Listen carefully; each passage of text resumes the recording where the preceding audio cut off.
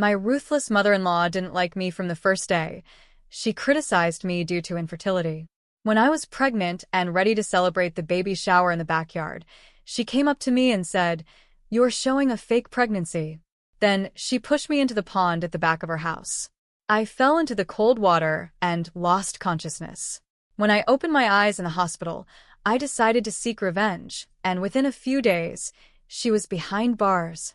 I never imagined that a spilled latte would change my life forever. My name is Emma, and I'm a 32-year-old graphic designer living in sunny Los Angeles. Life has been a mix of colors and designs for me, filled with deadlines and coffee breaks. Little did I know that one ordinary day at my favorite coffee shop would lead me to meet David, the love of my life. It was a crisp Tuesday morning, and I was rushing to grab my usual latte before heading to my home office. The shop was bustling with energy as people chatted and baristas worked swiftly.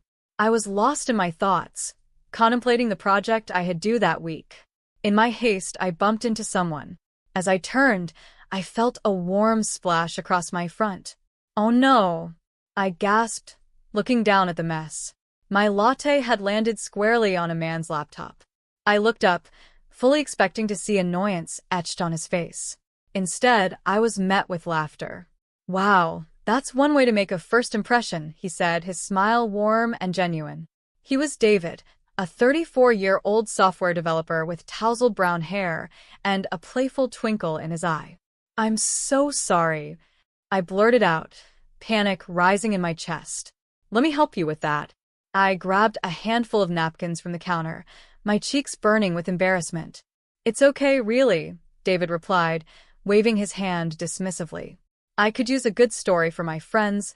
He wiped the laptop screen, still chuckling. I could feel myself relaxing a little. "Emma," I said, extending my hand as he introduced himself. We shared a laugh, and in that moment, the air between us shifted. Something about his easygoing nature was comforting. After the initial chaos, we ended up chatting for a while. David told me about his job developing software and how he loved problem-solving. I share my passion for graphic design and how I enjoyed the flexibility of working from home. As we spoke, I felt a connection forming, something I hadn't felt in a long time. "Can I buy you a new latte?" he offered, glancing at the counter. "I think I owe you for the one I just ruined. Only if you let me buy you one in return," I replied, a playful smile on my face. He laughed, and it felt as though we were the only two people in the busy cafe. From that day on, we became inseparable. We explored the city together, visiting art galleries and trying new restaurants. Our conversations flowed effortlessly, covering everything from favorite movies to childhood memories. David's easy charm drew me in, and I found myself falling for him more with each passing day. For years passed, and life with David was everything I had hoped for. He encouraged me to pursue my dreams and pushed me to grow in my career. Our relationship felt solid, like a well-constructed design. One sunny afternoon, as we strolled through a local park, David stopped and turned to me, a serious look in his eyes. "Emma," he said, taking my hands in his, "I want to spend the rest of my life with you. Will you marry me?" The world around us melted away as joy flooded my heart. "Yes, yes, of course," I exclaimed, feeling the weight of happiness wash over me. Our wedding was a beautiful affair, held under a majestic oak tree in the park where we often spent time together. Friends and family gathered to celebrate our love. Pastor Michael officiated the ceremony, his voice carrying the warmth of our commitment as we exchanged vows. "Do you, Emma, take David to be your lawfully wedded husband?" he asked, and I beamed, nodding enthusiastically. "I do. And do you, David, take Emma to be your lawfully wedded wife?" "I do," he replied, a grin spreading across his face. As we exchanged rings, I felt a rush of emotion. It felt as if we were sealing a bond that would carry us through anything life threw our way. After the wedding, we bought a charming house in a quiet suburb of Los Angeles. It had a lovely backyard pond, which I was initially excited about. However, I had a secret, one that I had buried deep. As a child, I had a near-drowning experience that left me with a fear of water. I decided to avoid the pond as much as possible. David was understanding, always supportive. "We can fill it in, or do something else with it if you want," he said, his eyes full of kindness. I appreciated his willingness to compromise, but I still felt guilty about avoiding the pond. As we settled into married life, the challenges began. David's mother, Mrs. Peterson, a 58-year-old retired schoolteacher, was a formidable presence. From the moment I met her, I sensed an unspoken tension. During our first visit to her home, she made several passive-aggressive comments about my work-from-home job, implying it wasn't a real career. "Emma, dear, how do you manage to stay productive?" she asked, her voice dripping with skepticism. "It must be so distracting working from home." I felt a lump in my throat but forced a smile. "I actually love it. It allows me to balance work and life, which is important to me."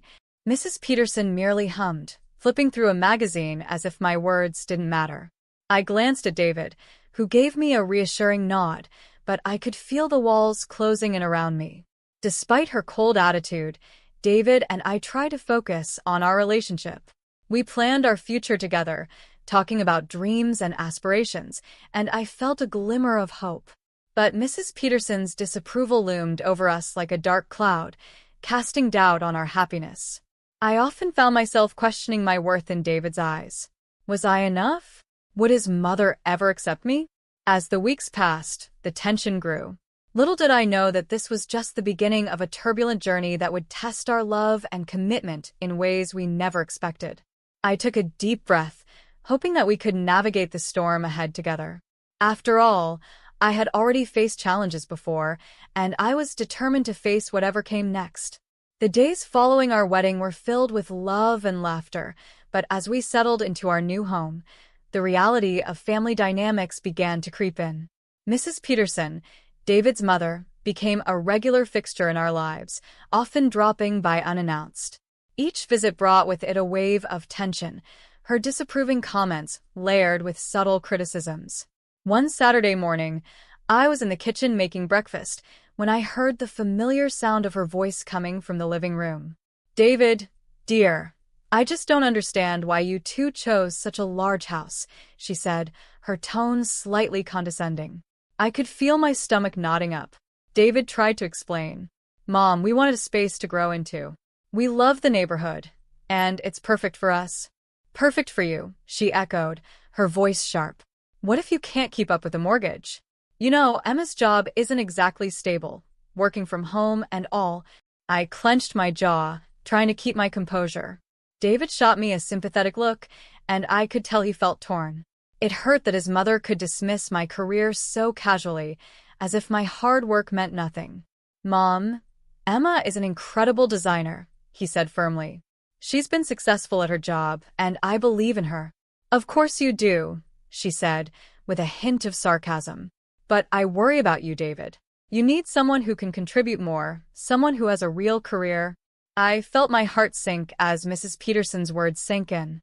My self-esteem took another hit, and I couldn't shake the feeling of inadequacy. But David's support was unwavering, even if his mother's presence was increasingly suffocating. As the weeks turned into months, I tried to focus on my work and our life together. I poured my energy into my design projects, hoping to prove my worth. David and I had settled into a comfortable routine, spending weekends hiking, cooking together, and enjoying our little home. But each time Mrs. Peterson visited, I felt that comfort slip away. One evening, after another tense dinner with her, I turned to David as we cleaned up. "Why does she have to be so critical all the time?" I asked, frustration bubbling to the surface. "I know it's hard, Emma," he replied gently, wiping the counter.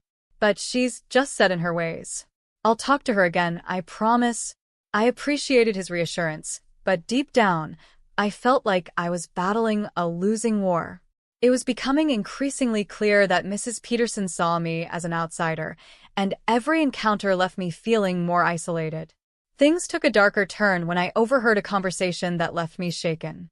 I was in my home office one afternoon, working on a tight deadline, when I heard David's voice raised in anger.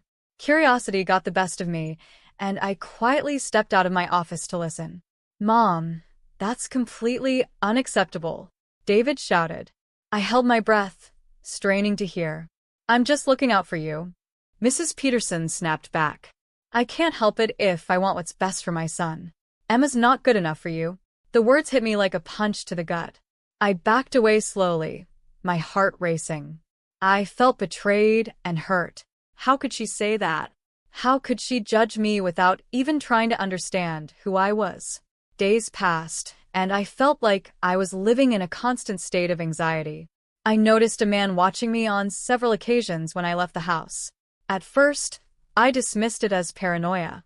But when it happened again at the grocery store, my heart raced. I glanced over my shoulder and caught his gaze, sending chills down my spine. "Emma, you look tense," David said one evening, noticing my unease. "What's going on?"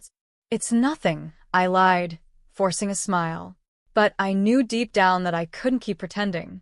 The pressure from Mrs. Peterson and the strange man watching me were beginning to take a toll. One night, after another awkward dinner with her, I broke down. "David, I can't do this anymore. Your mother is relentless, and I feel like I'm constantly under attack." He pulled me into his arms, his warmth a temporary relief. "I'll handle it." I promised to set boundaries with her, but as reassuring as his words were, I knew that wouldn't be easy. Mrs. Peterson was a formidable force, and her disapproval loomed large. As the stress piled on, David and I decided to take a vacation to a cabin in the mountains. "We need a break, just the two of us," he insisted. "Let's leave all of this behind for a few days." Reluctantly, I agreed. I needed the escape, even if I felt a nagging sense of dread about leaving everything behind. We packed our bags, hoping that time away would help us reconnect and rejuvenate. Little did I know that this break would change everything. Our getaway to the cabin in the mountains was just what David and I needed. Nestled among the towering pines, the air felt fresh and crisp, a stark contrast to the suffocating atmosphere we had left behind in Los Angeles. As we arrived, a wave of relief washed over me. For the first time in weeks, I could breathe without the weight of Mrs. Peterson's judgment pressing down on me. "Look at this view," David exclaimed as we stepped onto the porch. The sun was setting, painting the sky with shades of orange and pink. I smiled, feeling my heart swell with gratitude. This was our time to recharge. We spent our days hiking, exploring the nearby trails, and cooking meals together in the cozy kitchen. Each moment felt precious, and I could feel our bond strengthening. "This is perfect," I said one night as we sat by the fireplace, the warmth wrapping around us like a comforting blanket. I needed this more than I realized. "Me too," David replied, taking my hand. "Let's promise to keep this feeling with us, even when we go back." But as the days passed, a familiar sense of unease began to creep back in. I couldn't shake the feeling that something was off, especially after the strange incidents with the man watching me. I brushed it aside, convincing myself that I was just being paranoid. On our last night at the cabin, I lay in bed, staring at the ceiling. "David," I whispered, turning toward him. "Yeah," he replied, his voice soft and sleepy. "Do you think I'll ever fit in with your family?" I asked, my heart racing. The question had been gnawing at me since our wedding. "Of course you will," he said, his tone reassuring. "My mom just needs time to come around. She can be tough, but you have to remember she loves me.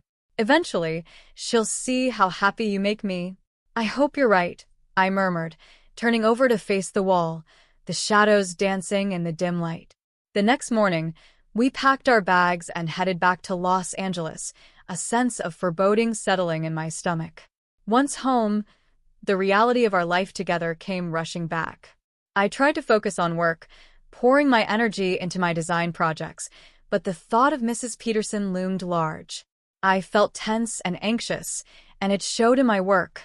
A few weeks later, I found out I was pregnant. "I found out a few days ago," I said, holding the test in my hand. My voice trembled with a mix of excitement and fear. His eyes widened in disbelief. "Are you serious?" "Emma, this is incredible." He swept me into his arms, spinning me around. "We're going to be parents." As we celebrated, I felt a surge of joy but also concern about how Mrs. Peterson would react. "Should we tell your mom?" I asked hesitantly. Let's wait a bit, David suggested, still glowing with excitement. I want to make sure we're ready for her reaction. As the weeks rolled by, the pregnancy progressed, and so did the anxiety surrounding it. I was careful to avoid the pond in our backyard, fearing it would trigger my childhood memories of near drowning. One afternoon, while working on a design project, I caught a glimpse of the man I had seen before. He was standing across the street, just staring. Panic set in.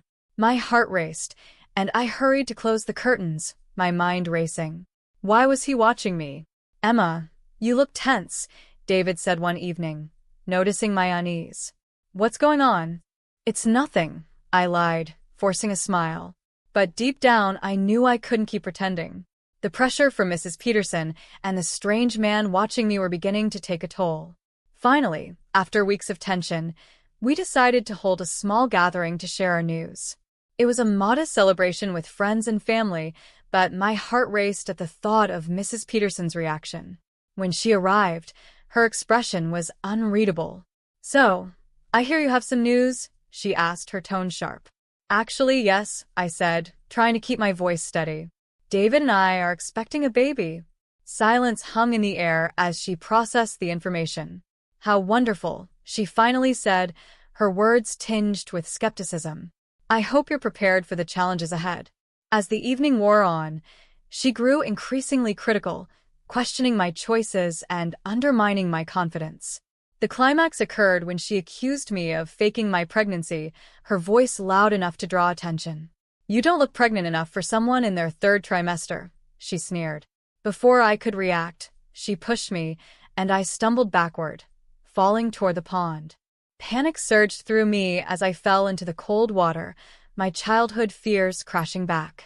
The world faded as I struggled to surface, gasping for air.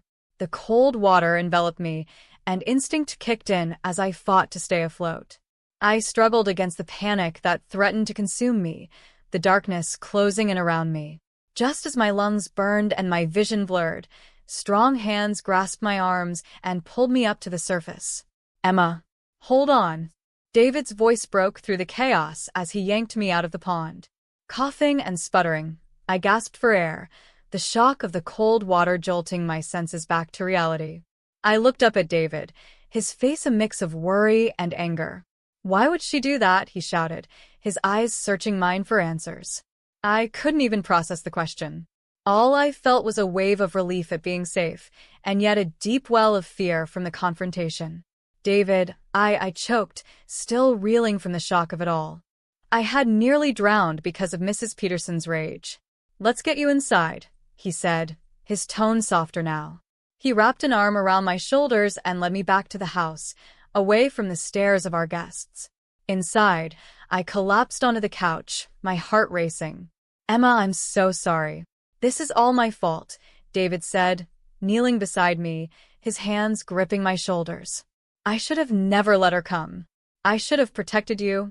No, David. It's not your fault, I replied, my voice shaky. Your mother, she's impossible. She's always undermined me, and I thought it was just me being sensitive. I never thought it would come to this. David's face hardened with determination. I'll talk to her. This can't keep happening. You deserve to feel safe. Please, just be careful, I warned. She's not going to listen. She'll just see me as the enemy. That night, after our guests left and the adrenaline faded, David and I faced the reality of what had happened. I had been taken to the hospital for a checkup, and thankfully, both the baby and I were okay, but the emotional scars from that night lingered. In the days that followed, I struggled to find my footing again. The image of Mrs. Peterson's face twisted with anger replayed in my mind. How had it come to this?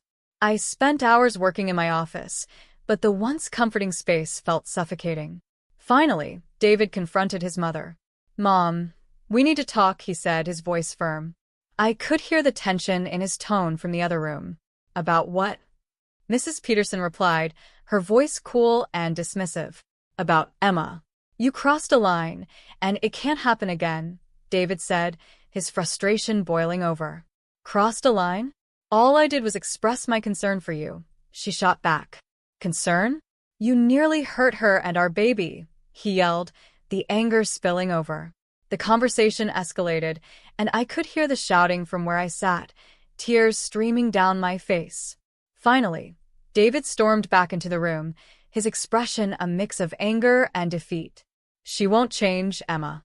She thinks she knows what's best for me," he said, his voice breaking. "But I can't let her hurt you or our family." In the following weeks, things began to shift. With David's support, I took control of my life and my mental health. We decided to file a restraining order against Mrs. Peterson. I knew it was necessary, not just for my safety, but also for the sake of our daughter. When our baby girl finally arrived, she was a miracle. The joy of holding her in my arms overshadowed the fear of the past. David and I named her Lily, a symbol of new beginnings and hope. As we looked at our little family, I realized that I had the strength to face whatever came next. I had learned to set boundaries, to stand firm in my beliefs, and most importantly, to protect my family. Life would continue to present challenges, but with David by my side, I knew we could overcome anything. We had emerged stronger, more resilient, and ready to embrace the future together, leaving the shadows of the past behind.